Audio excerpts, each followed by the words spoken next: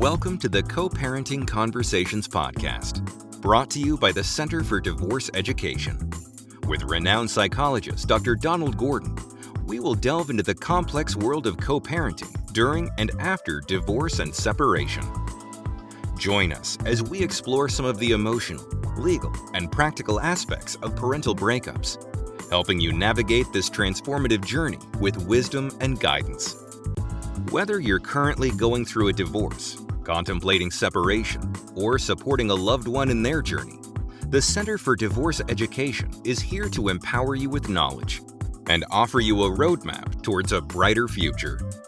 The information presented in this podcast is intended for educational purposes only. The presentation of this material is not intended to constitute mental health therapy or to diagnose mental health disorders. The presentation of this material is not intended to constitute legal advice. Participants are encouraged to discuss specific legal questions with a licensed attorney of their choice. Welcome to episode 3 of the Co-Parenting Conversations podcast by the Center for Divorce Education. We provide online parenting classes for divorcing and separating parents.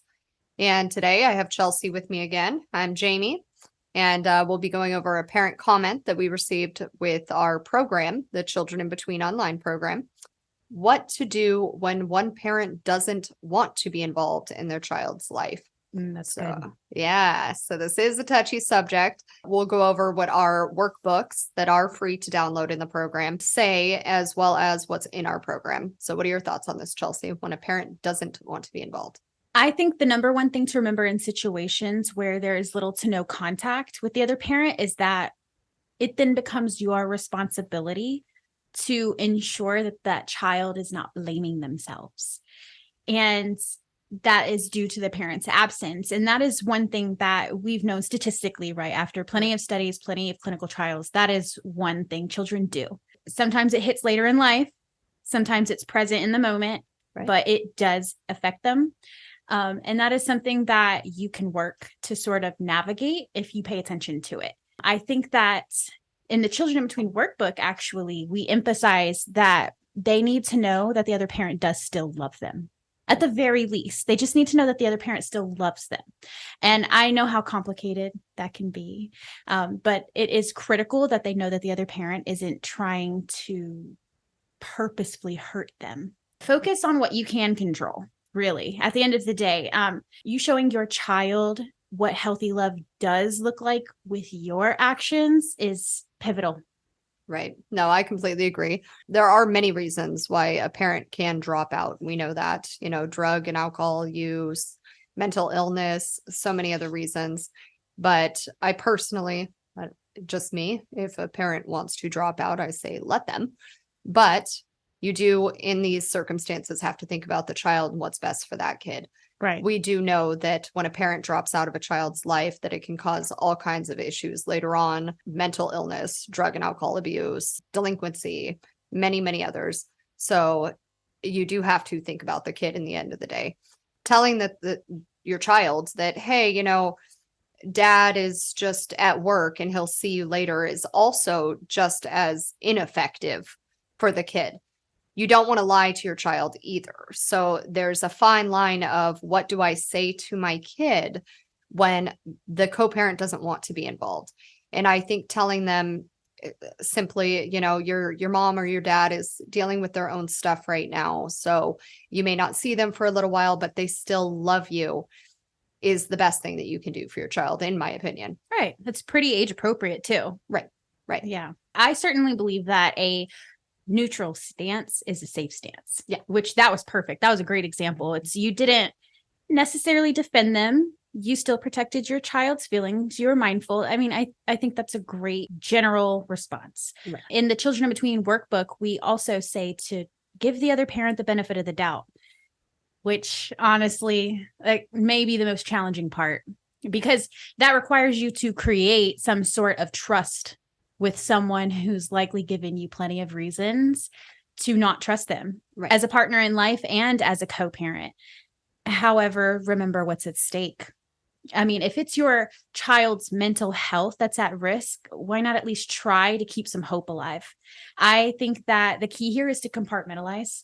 Just because someone has failed you on a personal level doesn't necessarily mean that they are an unfit or unsafe parent, which is important to remember, because if you end up in front of a judge, that's what the court cares about. Right. They don't care that they hurt your feelings or that they cheated on you or they did shady stuff. They care if that other person is safe, if they can provide a safe environment, if they are fit to parent. Exactly. So it can be agonizing watching someone disappoint your baby and then be the one that's left there to pick up the pieces. But again, you just have to focus on what you can control. New relationships as well. I think that's, in my opinion, the most common thing that we see is when one of the parents moves on, gets into a new relationship, and then the other parent can't be around the child because the parent, that has custody won't allow it at that point. And that is so wrong. Agreed. Really, just because a relationship ends does not mean that you get to keep your kid from the other parent. Which there's a term for that. Right. Parental alienation. Exactly. Mhm. Exactly. You really do have to think about your child in that situation. What's best for them in most circumstances is to have both parents involved. And obviously that does not include domestic violence or substance or mental health issues. Let's go ahead and bring on the expert and see what his opinion is on the subject. All right, Dr. Don, what is your professional opinion on when a parent does not want to be involved with their child? There's a lot of different reasons for that. The parent may not have much confidence in their parenting skills, particularly if the other parent has been mostly involved raising the child while they were together, and they were peripheral when they were with the other parent, and they didn't have much confidence in their parenting skills. And you combine that they had a lot of confidence in the other parent's parenting skills. They figure, well, it's not going to hurt the child if I don't see them because they're getting good parenting, and I wouldn't be very good at this. And quite often, this is the father that thinks this way. And it wasn't until more recently that fathers have been know that they need to be involved in their children's upbringing. The father would think that my ex is doing a really good job. My being involved isn't really necessary, particularly if they'd lost their temper with a child one time, said something mean or hit them, spanked them, and figure the child's not going to forgive them. Or if they have a substance abuse problem, they're going to think that I'm not good for my child. And perhaps the mother has said that, you've got you're a drunk, no good for your child. There also could be the fact that in this case, the father didn't have a father very involved with him when he was growing up. So they didn't have a role model and never learned how to do that. And they don't know that parents can learn parenting skills in a fairly short period of time, and they can improve over time with those skills, so that it's not static. Because they're not very good now doesn't mean they're not going to be good in the future. And quite often, fathers who haven't been very involved, after the breakup, they'll get very involved with the kids and really like it and really get very good at it. Just because you haven't been very involved while the relationship is going on doesn't mean that they're not going to be a really good parent once you put your mind to it. Another big issue is the father, in this case, this example, the father has a new partner, and he feels badly about having failed in the first relationship. So he's overly eager to make the next relationship work. And if the new partner, as is common, discourages him from seeing his children, perhaps out of a fear that he might go back to his ex if he has contact with the kids. If she discourages him from seeing his children, since he's trying so hard to make that relationship work, he's more likely to not see his children, to please his new partner.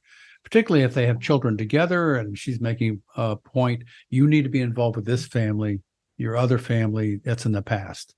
And there's more pressure on him not to see his children from the first relationship. Right. Yeah, you bring up some really good points that I hadn't even thought of, to be honest. Alcohol, drug abuse, those types of things are a big factor generally for parents not wanting to be involved. And in some cases, maybe that is the best situation. We don't know where they can go and get help, because most parents, your child needs you. So I cannot relate to just dropping out of a child's life. That makes no sense to me. But there are situations where I can understand why somebody would. So in most of the cases that we see, they choose to avoid contact with that other parent, and therefore they're losing contact with their child as well. Yes, this is true, particularly when the parent who's not seeing the child is still not over the first relationship. They still have attachment to that the other partner, might even be in love with them. When that parent has, let's say in the case of the mom, has repartnered, Right. and has a new boyfriend, or even remarried, or he's living with her, for the father to come and see the kids, it's intolerable to see her with another man. Right. And he's also afraid they'll have conflict in front of the kids, which he thinks will hurt the kids. So he's being protective of the kids by not going there, because he'll protect the kids from conflict. Plus, he can't deal with it himself. He can't deal with his envy and jealousy that she has a new partner. Regardless, the mother should encourage that contact with the father and the children. And she may have to tell her new partner that that's important for the children, and she's going to stand up for that. And if he objects to her seeing her ex coming by to see the kids, she needs to draw a line in the sand and say, my children's development need contact with their father, and I'm going to support that, and you'll have to just deal with it. I guess what you're saying is that it does take both parents. When we first developed the Children Between program, we had interviewed many undergraduates at the university whose parents had been divorced. And some of them, they had no recollection of their fathers because their parents split up when they were infants or toddlers, and they never didn't know their fathers at all. But even as college students, when they had birthdays and holidays rolled around at Christmas time or Hanukkah, they were still hoping for contact with his father that they never knew. That they never stopped hoping that the father would get in touch with them. So when that didn't happen, that pain is always there. Right. So both parents need to realize that that's going to be long-term damage for the child if the parent drops out of their life. Right. And I think that's the most important thing, is think about your child in the future and what you want for them, what's best for them. It can be painful being around an ex. It can hurt to drop out of your children's lives, but what hurts the most is the children. And you have to think about them before you decide, no, I'm better off, or they're better off without me. So thank you, Don, for being here today. And we hope to see you guys next time. Okay, you're welcome.